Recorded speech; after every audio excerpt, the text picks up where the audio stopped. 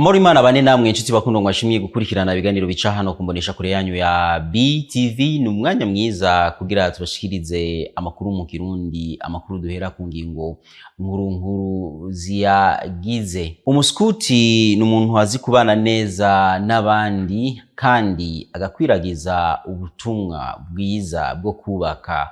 Ivyo nivyashikirijwe n'umukuru w'igihugu cy'u Burundi Evariste Ndayishimiye kuri uyu wa gatanu Myandagaro mwaka 2024 mugiye ariko arugurura icese ihwaniro ry'abaskuti bo muri Afrika no kwisi yose ririko rirabera hano mu Burundi. Muraza kubikurikirana murano makuru twabateguriye. Nayo umunyabanga mukuru w'ishirahamwe ry'abagendesha imodokari Atrabu ariwe Charles Ntirampeba ahamagarira abashoferi bagendesha amamodokari yunguruza abantu mu gisagara ca Bujumbura yuko batoshwana n'abiyunguruza na cane cane muri kino gihe hari ubukene bw'inoti y'ijana. Navyo nyene muraza kubikurikirana mwidonido. Mukanya turabahaye kazi kugira ngo mukurikire ayo makuru yacu yose ku muriri. Nongeye kubaramutsa ndabahani ikaze kugira mukurikirane idonido ry'amakuru yacu. Nabibamenyesheje mu ntangamarara y'ano makuru yuko umuskuti ategerezwa kuba umuntu azi kubana neza n'abandi bantu ariko kandi agashikana ubutumwa bwo kubaka. Ivyo nivyashikirijwe n'umukuru w'igihugu cy'u Burundi Evariste Ndayishimiye mugiye ariko aratanguza icese kuri uyu wa gatanu Myandagaro mwaka 2024 ihwaniro ry'abaskuti bo muri Afrika ndetse no kwisi yose riko rirabera hano mu gihugu cacu cy'u Burundi. Benoit Sindayigwanya. Umuskuti ntiyigera acika inkokora mu vyarimwo kandi ntiyigera yidodomba, n'umuntu azi kubana neza n'abandi. Ayo namwe mu majambo yashikirijwe n'umukuru w'igihugu cy'u Burundi Evariste Ndayishimiye aho yari yitabiriye kuri uno wa gatanu Myandagaro uno mwaka ibikorwa vyo gutanguza ihuriro ry'abaskuti bava mu mihingo itandukanye yitiriwe jambore y'ibihugu vya Afrika no kwisi yose ririko ribera hano i Bujumbura. Umuskuti ntiyigera acika inkokora gusange ariko ari dodomba. Ndazi yuko hari abaskuti hama hari akanyamuneza, nta myidodombo ihari. Ndashima yuko abaskuti mu migenzo yabo mbona yuko ari abantu bazi kubana neza n'abandi, barakomeza umwumvikano mu babana. Umuskuti ni umunyamahoro. None rero mwaje kuhigira mwigishanya. Nk'ubu muramaze kubona ko ibihugu vya Afrika biracari inyuma mu bijanye n'iterambere, ariko ko twabonye abavuye mu bihugu vyamaze gutera imbere nakaryo yuko abarundi muca mubigirako. Amenyesha kandi ko umuskuti ari ntumwa ategerezwa gukwiza imigenzo myiza mu gihugu cose. Umuskuti ni ntumwa, dukeneye yuko akwiza iyi migenzo mufise muri abaskuti muyikwize mu gihugu cyose. Be murazi yuko nk'ubugwaruka rwose bw'u Burundi gwogira umutima nk'w'abaskuti byo ca bigenda neza. Umuskuti arabona kandi akategera. Ibihugu vyacu ntibiratera imbere cyane, ariko numvise mu vyo muzokwigira hako harimwo no kuvumbura bishasha. Ugwaruka nyagwo nururaba imbere rukabona n'ibiri nyuma y'ikibambazi badashitseyo. Nagira ndabamenyeshe yuko ngaha muri ngaha nta nomwe atari umunyabwenge. Muge ikintu gikomeye cyane ni ugukarisha ubwo bwenge. Mu Gifaransa barabivuga bati science sans conscience n'est que ruine de l'âme. Murafise ubwenge rero, ubwo bwenge bwanyu mu bukarishe kugira ngo buvyare ibindi bishasha, innovation, kuko ntitwokwama hahandi. Tubamenyeshe ko iryo huriro ry'abaskuti risanzwe ritegurwa n'akarere gahurikiyemwo abaskuti bo mu bihugu vya Afrika no kwisi yose, rikaba riba uko imyaka initashe. Hano mu Burundi rikaba ribaye ku ncuro ya kabiri uhereye mu 2012. Tubananye n'amakuru yacu. Charles Ntirampeba umunyamabanga mukuru w'ishirahamwe ry'abagendesha amamodoka ariryo Atrabu arahamagara ahamagarira abanyonga imodokari mu gisagara ca Bujumbura na cyane cyane zunguruza abantu yuko batoshwana nabo bunguruza kuko muri kino gihe hasigaye hibonekeza ubukene bw'inoti y'ijana. Ni inkuru ya mugenzi wacu Alain Loris Ndongozi. Mu gihe hamaze iminsi hibonekeza ubukene bw'inoti z'amafaranga ijana abagendesha imodoka zunguruza abantu mu rusange mu gisagara ca Bujumbura ni bamwe mu bashikirwa n'ingorane bivuye kuntu bataronka amafaranga basubiza abiyunguruza. Charles Ntirampeba, umunyamabanga mukuru w'ishirahamwe ry'abagendesha ingendesho atraba umupfunyafunyo, asaba ababijejwe ko izo noti zoboneka. Twosaba yuko izo noti z'ijana nkuko zamye zihari zoboneka canke igiciro kigashirwa bimwe bita kwa rondisa umuntu aja hejuru kugira ngo gishobore kuzamurwa kije ku rugero byo gusubizanya bitokwirwa birateza imari.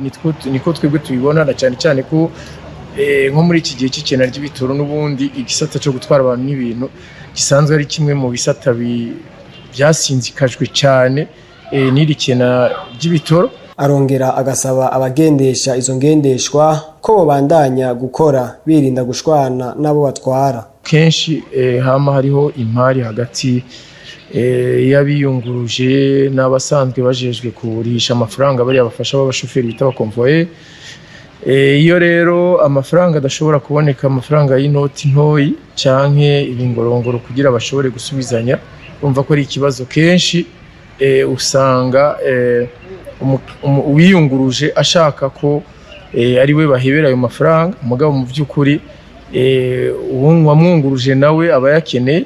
Nicyo gituma rero twebwe kenshi twama dusaba bariya basanzwe bakora ku kazi cyane cyane abakonvoye kugerageza bagarondera ubundi buryo bushoboka butuma bashobora gusubiza abakiriya neza hatarinze kubaho imari. Mwomenya ko muri iki gihe hari ubukene bw'izo noti z'ijana n'abakora akazi ko kuvunja amafaranga mato nabo baciye baduza ibiciro, kuko ubu uvunjisha inoti y'amafaranga 10,000 bamuha amafaranga ari hagati y'6,000 n'7,500 y'inoti z'ijana mu gihe kare bamuha amafaranga 9,000. Iyo abakoresha uburyo bwo kuhanahana amafaranga mu matelefone ngendanwa babaye bake, ibiciro byo kubika no kubikuza bica biyongerekana. Ivyo ni bimwe mu byashikirijwe na Samuel Muhizi asanzwe arongoye ishirahamwe ryo kugenzura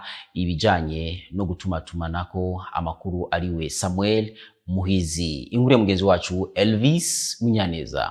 Mu gihe abasanzwe bakoresha uburyo bwo guhanahana amafaranga biciye kuri telefone ngendanwa batoroherwa biturutse ku iduga ry'uburyo bitwara, urubuga iyo rukoreshwa n'abantu bake ni kimwe mu bituma ibiciro vyiyongera, nkuko bisigurwa na Samuel Muhizi, umuyobozi mukuru w'ikigo kijejwe kugenzura ivyo gutumatumanako amakuru ARCT. Rujya rubuga ukoresheje rukoreshwa n'abantu 5 sico kimwe nuko rukoreshwa n'abantu 30.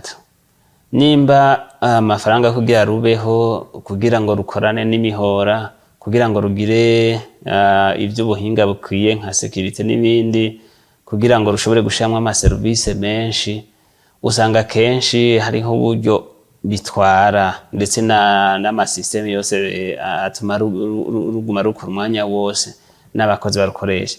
Rero iyo ruriko rurakoreshwa n'abantu benshi nkuko muri Kenya, muri Tanzania urabona ko abantu baba ari benshi cyane par rapport y'abarundi, usanga ya masharge afatwa n'abantu benshi bigatuma charge iba ntoya.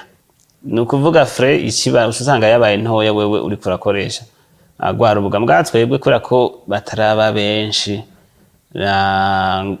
ku rugero nka rujya, usanga kenshi uri kura za nguvu zose bashiramwe kugira ruhabe kugira ngo bishoboke frais ziba nini gatowe gusumba wa wundi yayideploy hano hari abantu benshi abayitirizatere benshi.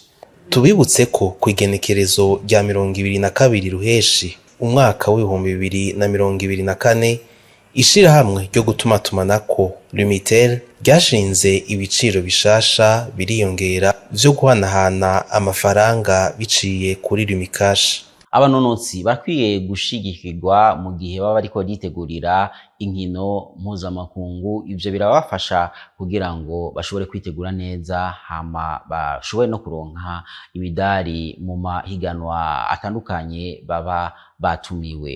Inkuru ya mugenzi wacu Jules Verne Nakimana. Harabaye isubira inyuma mu bisata bitari bike vyo kwinonora imitsi ugereranije nuko vyahora mu minsi yahera. Bishikizwa na Theodore Ntunga, umenyesha makuru w'inararibonye mu byo kumenyesha makuru y'inkino, ndetse aranagaruka no ku kibazo ca Rodrigue Kwizera abantu batatahura kumwe. Je kubwanje nibaza yuko mu vyerekeye ivyo kunonora imitsi twarasubiye inyuma kubera ibintu vyinshi cyane, kubera ubuzima uko bwariho kera siko bwari buri, kubera mu mashure hahora haba amahiganwa menshi y'amashampiyona d'athlétisme ahuza amashure muri kaminuza mu gisirikare bose barabari amahiganwa iminsi yose. Ubu rero yaragabanutse, mbere kuva muri primaire hariho ivya hano Bujumbura vyerekeye vya brevet scolaire. Ivyo vyatuma rero baronka abanonotsi bakiri bato bakaduga bahura n'abandi kugira ngo batere baje imbere.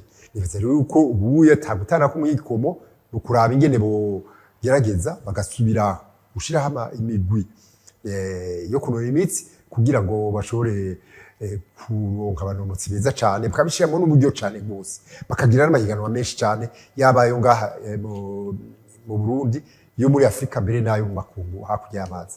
Kugira ngo uje muri Jeux Olympiques uba warabaye qualifié, wararonse umwanya le minima, umwanya ukwiye kugira ngo uzobe muri benshi. Kuvuga yuko muri Jeux Olympiques ntibajana abantu benshi cyane kugira ngo baze barakurakuranamo, abashika hariya nababa barusha abandi.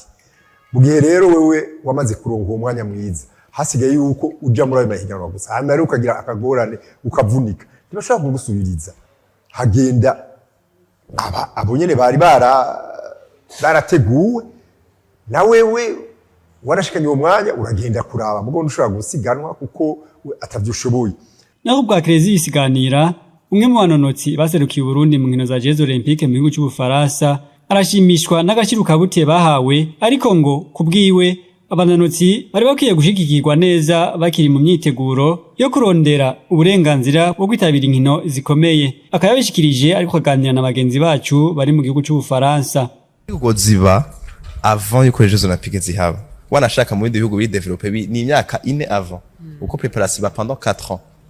Twe twarashitse ngaha anye siko dushaka yuko igihugu cacu kidufasha kugira hari abatlete benshi bari très talentueux mu Burundi, wanashaka no muri natation je ndabivuze abatlete benshi bari talentueux gusumba jewe, ariko batashoboye gushika ngaha anye kandi babishoboye benshi. Simvuze muri natation gusa, aba sport mera aba judo hari umukobwa umwe wisigura gute, barahari baruzuye.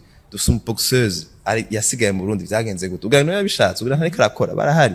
Dufite abatlete bakomeye cyane bari mu Burundi bicaye hajya batashoboye gushika ngaha. Gushika isaha 6 zo kuri wa kabiri, ibihugu vya Leta Zunze Ubumwe za Amerika n'Ubushinwa nizo biza imbere kuko bifise imidari y'inzaha bigera kuri 21, nayo muri Afrika igihugu ca Afrika y'Epfo nico kiza imbere n'imidari 4 yose hamwe, gakurikirwa n'igihugu ca Kenya gifise imidari 3 yose hamwe. Nathan Ntunzwenimana niwe aza kudushikiriza inkuru yacu ya nyuma y'ano makuru, aho aza kutubwira ibiriko biravugwa hirya no hino mu makungu. Mwitangazo ryasomwe n'umuvugizi wa leta, igihugu ca Mali camwishije ko imigenderanire ya gisirikare ifitaniye na Ukraine ihagarara. Bamako yagirije Kiev ko yagize uruhara mu migwano yatumye igisirikare ca Mali gitsindwa cane mu ndwi ziheze. Leta ya Mali yavuze ko iyo ngingo yafashwe yemewe kandi yiyumvira ko ifise uruhara mu bitero vyakozwe na Mali mu migwano yabaye mu kuwa 2025 kwa 2026 na 2027 Nyakanga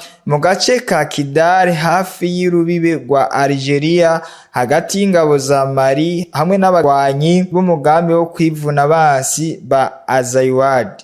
Tandukire yavugwa muri Bangladesh.